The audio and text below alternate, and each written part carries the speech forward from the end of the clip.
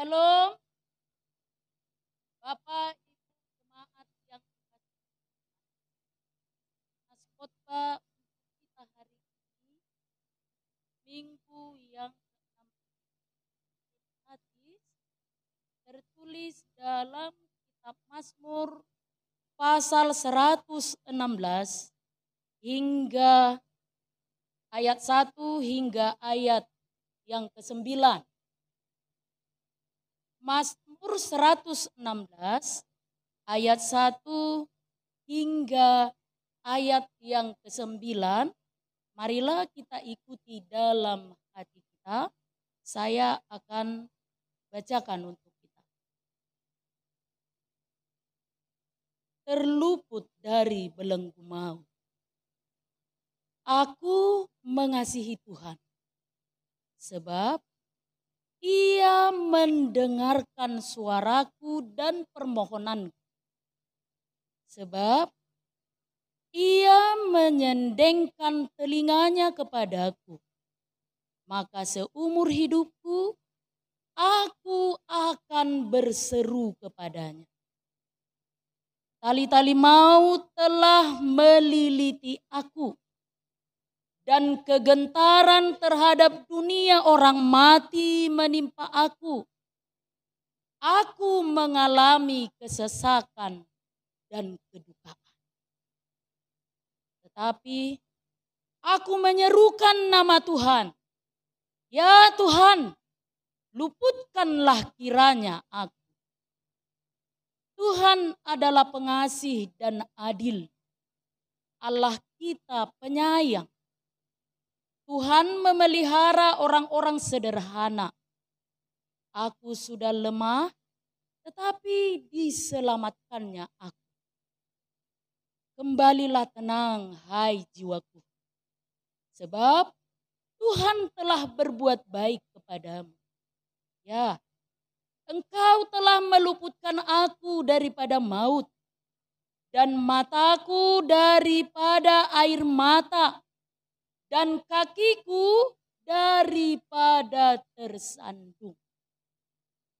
Aku boleh berjalan di hadapan Tuhan di negeri orang-orang hidup. Demikian firman Tuhan. Bapak Ibu jemaat yang dikasihi Tuhan, semua orang tanpa terkecuali, kecil, tua, dan muda, ingin hidup yang tenang. Semua orang ingin hidup yang tenang.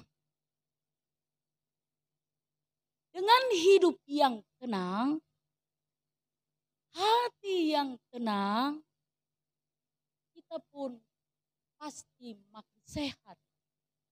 Ini bukan orang lain yang bilang, bukan teori, tetapi firman Tuhan yang tertulis dalam Amsal 14 ayat 30 katakan demikian. Hati yang tenang menyegarkan tubuh, tetapi iri hati membusukkan tulang. Hati yang tenang menyegarkan tubuh, tetapi iri hati membusukkan tulang. Lani duda baunang semia diroham. Itu merbusukan aku. Itu firman Tuhan. Karena apa? Bila hati tenang, pasti kita akan semangat bekerja, semangat belajar, semangat melakukan aktivitas, bahkan semangat melayani Tuhan. Bila hati kita tenang, maka kita pun pasti terinspirasi. Lalu akan muncul ide-ide baru sehingga kita mampu menciptakan inovasi-inovasi yang lain. Pertanyaannya, kenapa orang-orang muda selalu lebih kreatif daripada orang-orang tua? Jawaban ini lebih tenang. Slow. Ya ada pikir kamu mau lo marungut-ungut kami jabu. Apa. Ma, slow dong. Kan? Slow, kalem, tenang. Jadi turmar munculan matong ide-ide na baru. Kenapa orang tua susah kreatif? Aduh ini, songon nadol kota-kota. Jelas. Karena disimpan semua di pikiran dan di hati. Enaso tabi roh tahun. Udah seperti benang kusut itu sekarang di dalam hati. Tapi kalau naposo ini, nah, jadi gampang dia muncul ide-ide yang baru. Bila hati tenang, wajah pun berseri. Bereng tuh kapar tuh paham pun. Arong don nabek welu, arong don namar suwi-suwi. Bila hati tenang, wajah pun berseri-seri. Teman-teman pun bertambah. Iya. Ay molo ngamurhing pardo pahat tao nakaman. Halak pemalas do, majalang. Diminil. Kan? Tapi kalau senyum, aturan dang lauro hama jalang. Shalom inang, shalom amang. Karena apa? Kita sudah disambut dengan senyuman yang luar biasa. Itulah akibat dari hati yang tenang. Bila punguan-punguan tenang, punguan kor, punguan marga, entah organisasi apapun itu, pasti solid dan bersatu hati. Sehingga apapun yang hendak dikerjakan akan terwujud dan terlaksana dengan baik. Dan bila huria tenang, per minggu pun pasti banyak. Dan gereja pun pasti berkembang. Coba masuk Holanda berbeda isi. Baik kita, tahu tuh lapangan. Coba macam meluarong kata ini ruas. Ruas sama ruas berbeda. Molo sorohonom musuh. Tamat gereja. Ore. Tetapi bila huria tenang, per minggu ramai. Banyak dia rindu datang beribadah. Kami punya pengalaman dalam pelayanan. Ini kejadian nyata. Dalam satu gereja, kebetulan dia satu lunggu, week namanya. Kalau di tempat yang kaya-kaya. Adong namar hakamarang. Kakak beradik kandung. Mereka ini, keluarga ini termasuk aktif di gereja. Kanyubang do to. Lunatur do to.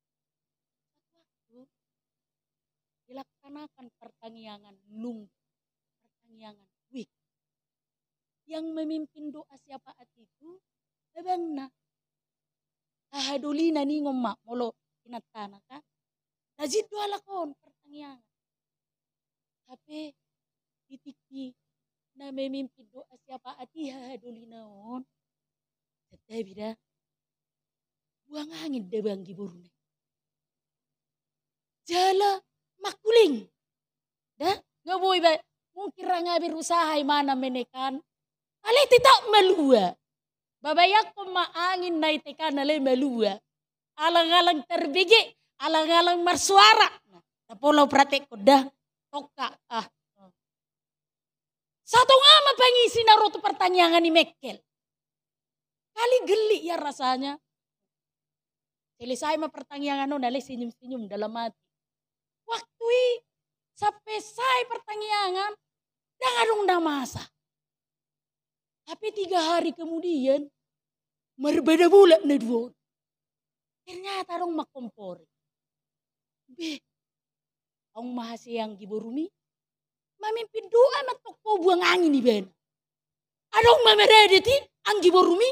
Oh, ang tahan at kong hahadulinaon. Isoro tu jam. Rojokot. Buruan na so hasiyan. Audah. Banggat ini bapak doy jebu. Mamimpin doa siapa atau buang angin ko. Beredak maho. Hasiyan macol masongko. Siraku nih.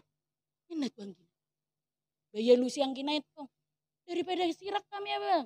Kumaha ko maita sirak. Tudang marsiatuan. Rarat, dang marsiatuan. Karong madabas itu alungguna mga luelu. Ama, iko padami omu doy.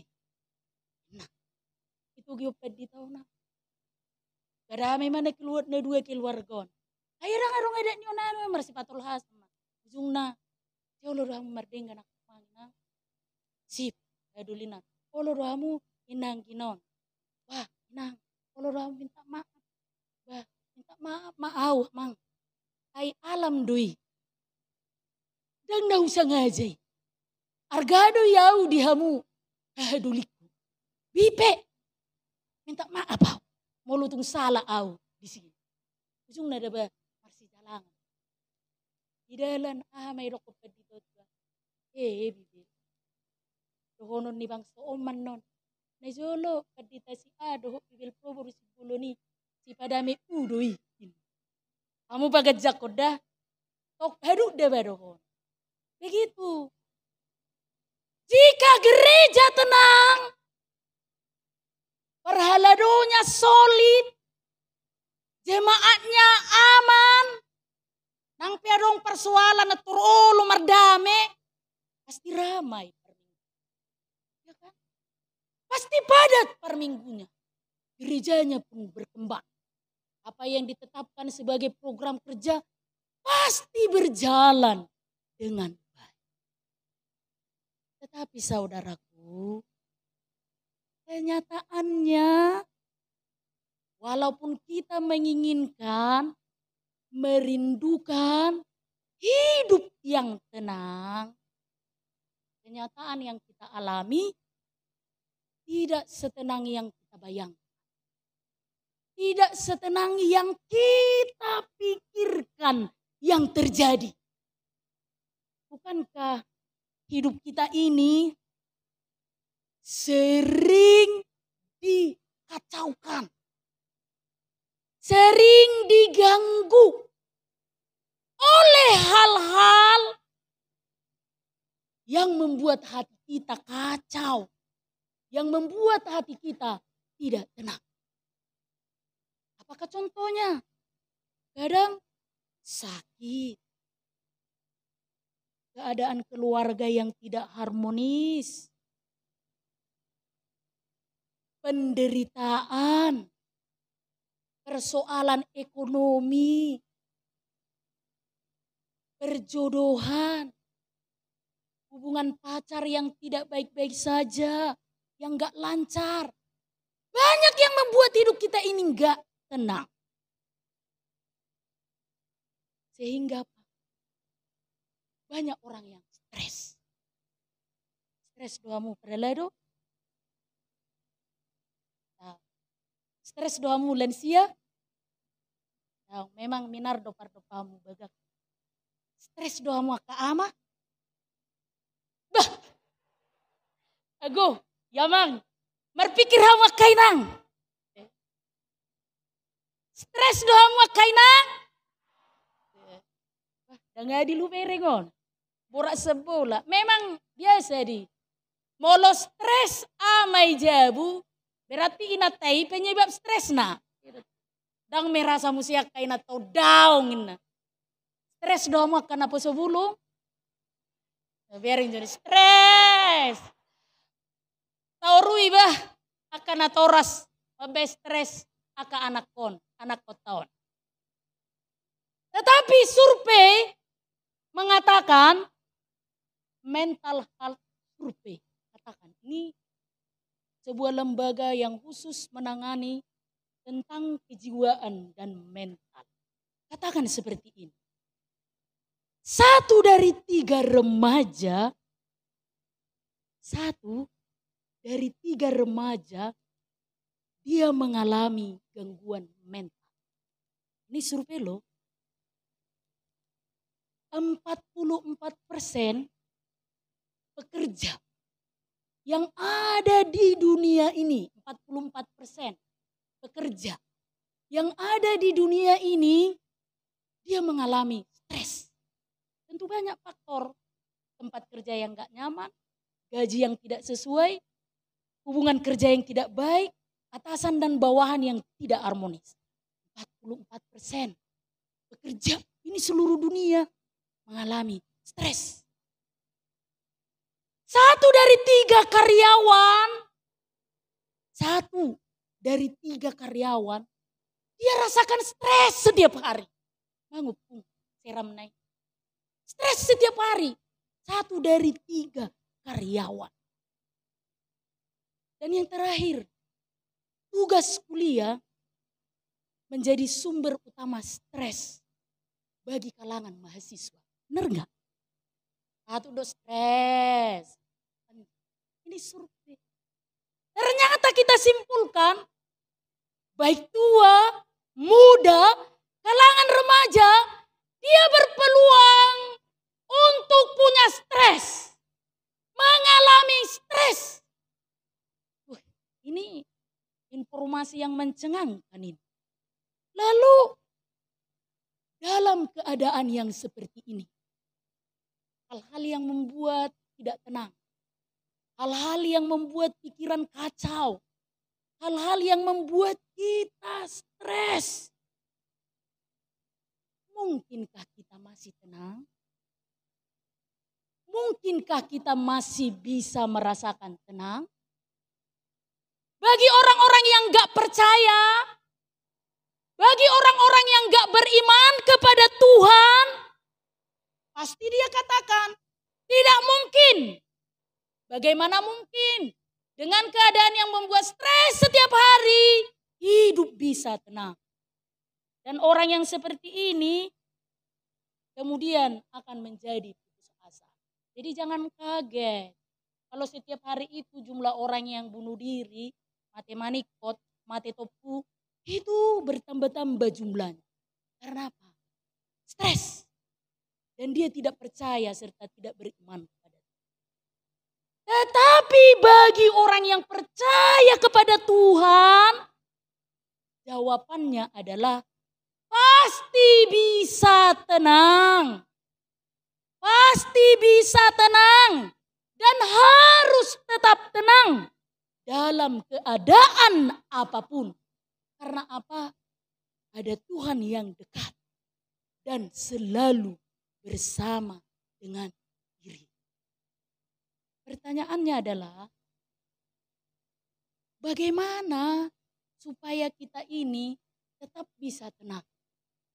Sekalipun banyak hal-hal yang membuat kita enggak tenang, yang membuat pikiran kita kacau, yang membuat terkadang kita ini stres dalam tekanan yang luar biasa.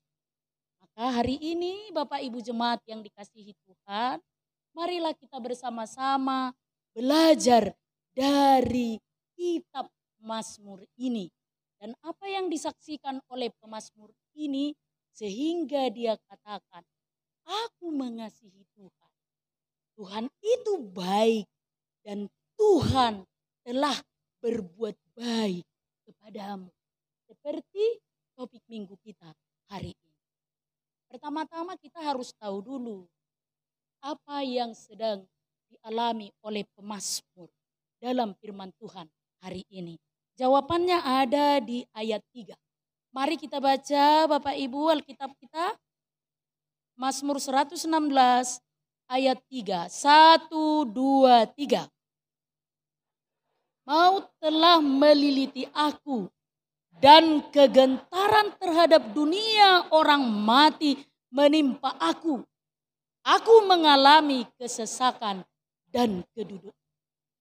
Ternyata kekacauan pikiranmu, ketidaktenanganmu, stres yang saudara alami itu belum seberapa jika dibandingkan dengan pengalaman pemazmur ini.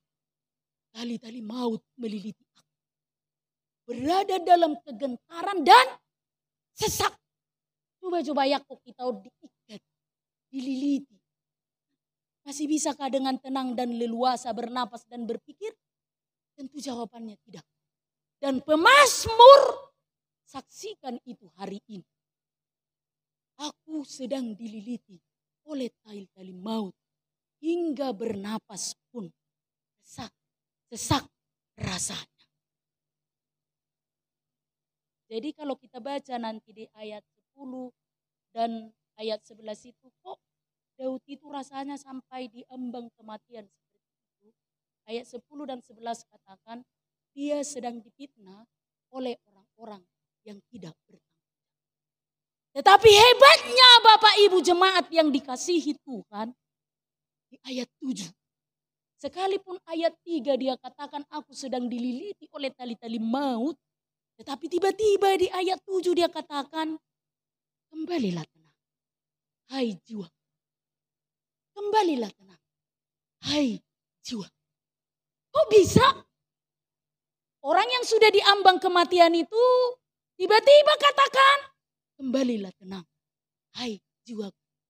Apa yang dilakukan oleh Daud? Apa resepnya pemazmur Daud? Sehingga dia bisa merasa tenang sekalipun sedang dililiti oleh tali-tali maut. Dan ini yang menjadi tips bagi kita Bapak Ibu jemaat yang dikasihi Tuhan. Untuk kita pegang teguh, kita pelajari dalam semua kondisi dan keadaan yang kita alami. Pemazmur Daud menjadi teladan bagi kita. Apakah yang pemazmur Daud katakan sebagai resep untuk dirinya tetap tenang dalam setiap goncangan yang dia alami? Yang pertama, Daud menyaksikan Allah mendengarkan. Ini yang. Dan Allah itu tidak hanya mendengarkan Daud saja. Dia pun akan mendengarkan orang percaya yang berseru-seru kepada Tuhan. Jadi sesuatu yang sangat menyakitkan kalau orang lain tidak mau mendengar. Coba majopot jot hati-hati minang. Neng curhat matudonganmu. Tapi baula suibiki. Cik lupa kilalamu. Sesak rasanya. Tetapi pada Tuhan berserulah setiap saat. Berserulah setiap waktu. Karena apa? Allah pasti mendengarkan. Dan Daud saksikan Allah itu baik. Apakah kebaikan Tuhan yang kita alami? Maingok di Rohamda. Ketika saudara tidak memikirkan jalan untuk mengakhiri hidupmu. Dan dipikiri hoda lelau manikot. Nang pesosak pakilalaammu. Ingat. Haburjuon ni Tuhan itu. Itu adalah kebaikan Tuhan. Ketika banyak hal yang terjadi. Tetapi kita masih mampu lalui hidup ini. Ingat, itu adalah kebaikan Tuhan. Dan Daud saksikan itu hari ini bagi kita. Maka berserulah kepada Tuhan dalam setiap kesesakan. Yang kedua, yang perlu kita teladani dari Daud adalah dia katakan Tuhan itu adil. Tuhan itu adil. Sekalipun kita sering-sering katakan dalam setiap kesesakan yang kita alami, Tuhan itu adil. Dan murah-murah dohi tahu madoh, yang adil kok Tuhan. Pernah ketika kami melayat ke rumah duka, kebetulan namo dingon ama posodo pe jala gading maetek 5 hal. Kita bisa bayangkan kepahitan ibu yang ditinggalkan. Nangis-nangis nih. Wan, tak mau. Dading metik akagelekon. Aduh beno upa gudang-gudang kon. Ya doh mau alam. Dengadil ho Tuhan. Kayak naingun. Kali tuan ni rotorarong mamicang waktu. Soho. Adung-adung mi. Sehera sol mana somar Tuhan. Mungkin kalau situasi di keadaanmu, di posisi pasti saudara juga kata, Tuhan kok rasanya enggak adil. Penderitaan yang beruntun ini. Tapi jawaban Daud, Tuhan itu adil. Dia adil seadil-adilnya. Bagaimana keadilan Tuhan itu? Tuhan itu mengganjar orang baik dengan pengasihan. Ayat 9 katakan, aku akan tetap hidup bersama orang-orang yang jahat. Tetapi orang jahat dia akan mendapatkan hukuman. Tetapi orang jahat, dia akan mendapatkan hukuman. Jangan habiskan energimu menghakimi orang lain.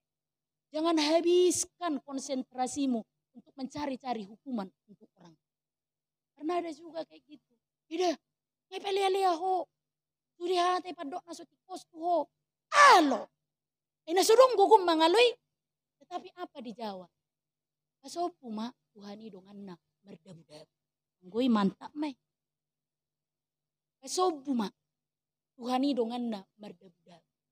Bahasa Indonesianya, biarlah Tuhan yang memberikan keadilan baginya. Jadi jangan habiskan energimu, pikiranmu, konsentrasimu untuk mencari dan menghakimi orang-orang yang menurutmu menyakitimu, patu pahujuk niroham, dan melakukan hal-hal yang tidak adil bagimu. Tuhan itu adil kok. Itu Daud yang katakan. Orang yang baik akan diganjar dengan pengasihannya, tetapi orang yang jahat akan memperoleh hukuman dari Tuhan. Bereng-bereng mada kasobu ma Tuhani berdabu-dabu tunasi. Dan yang terakhir Bapak Ibu jemaat yang dikasihi Tuhan, di ayat yang terakhir ini pemazmur katakan Tuhan itu penyelamat. Kok bisa pemazmur menyaksikan kalau Tuhan itu penyelamat? Karena dia mendengarkan cerita dari orang tuanya. Ketika Allah menyelamatkan nenek moyangnya keluar dari perbudakan Mesir. Itu khotbah 2 minggu yang lalu. Setialah mengajarkan firman Tuhan. Ditiki hudul ho, ditikilah ho mangak ho, lau modom, nangdu hehe muse, ajar homa, hatani di batang. Ini yang disaksikan oleh Daud. Dia mendengar berita bahwa Allah yang baik itu dia menyelamatkan nenek moyangnya keluar dari perbudakan Mesir. Mazmur sendiri rasakan Allah berkali-kali menyelamatkan Daud dari serangan dan serbuan orang-orang jahat yang mengancam jiwanya. Jadi 3 hal ini harus betul-betul menancap di hati kita. Bapak Ibu jemaat yang dikasihi. Kenal Tuhan dengan sangat baik. Tuhan yang senantiasa mendengarkan keluhan. Tuhan yang adil itu. Tuhan yang penyelamat itu. Dia juga Tuhanmu. Tuhan kita hingga hari ini. Maka Bapak Ibu jemaat yang dikasihi Tuhan, percayalah kita akan tetap tenang. Bila kita mengenal siapa Tuhan kita itu. Apapun yang terjadi, apapun yang menimpamu, kita akan tetap tenang. Jangan pernah mencari ketenangan dengan apapun yang ada di muka bumi ini. Sebab Ayub 3 ayat 26 katakan, aku tidak mendapat ketenangan dan ketentraman.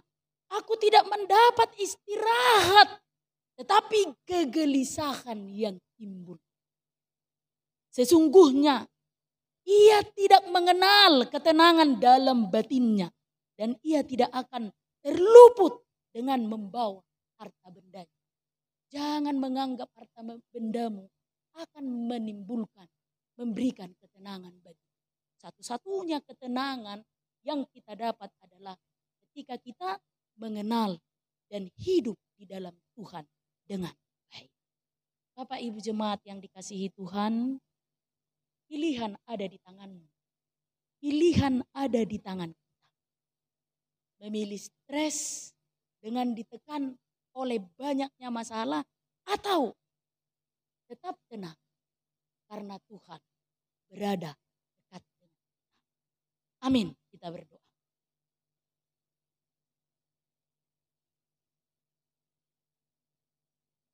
Tuhan, terima kasih untuk firman-Mu yang sungguh-sungguh mengajar dan mengingatkan kami hari ini dalam segala hal yang menimpa kehidupan kami, yang membuat hati kami tidak tenang, pikiran kami kacau, stres yang terus-menerus menekan jiwa dan raga kami. Tuhan, hari ini kami berseru-seru kepadamu, luputkanlah kami, sama seperti kasih-Mu yang meluputkan hamba-Mu pemazmur Daud dengan kasih-Mu, sayang-Mu, dan juga kebaikan. Ya Tuhan, tolong dan bantu kami dalam melakukan setiap aktivitas pekerjaan, studi, belajar kami, dan bahkan apapun yang sedang kami alami dan lalui.